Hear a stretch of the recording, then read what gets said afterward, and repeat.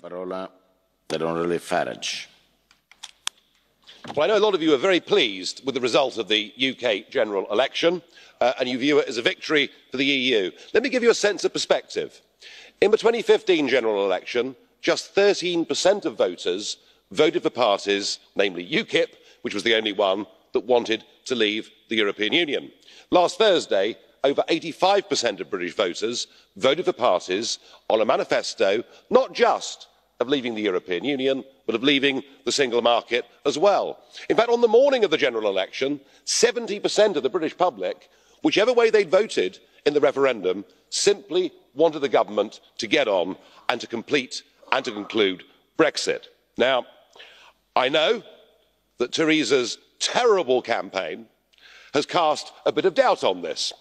And I saw that Emmanuel Macron yesterday, a call echoed by Mr Verhofstadt this morning, said there's still time for the United Kingdom to change its mind. You don't have to leave. Let me tell you, the only certainty in this mess is that we will be leaving.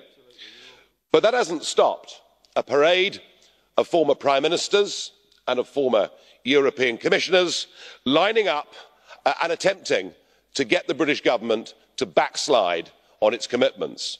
There is now a big push, a big drive for us to opt for a Norway-style option. And I have to confess that your chief negotiator, Mr Barnier, is right, because it took Theresa May 9 months to trigger Article 50, and by the time the talks start, it will be nearly 4 months since it was triggered. So I do accept that we go into this as a British government with a British Prime Minister in a very weak position. And she's caught in a bit of a pincer movement, because the political class would like us to stay in the customs union, to stay in the single market. But the people have made it perfectly clear they want us to leave both of those things.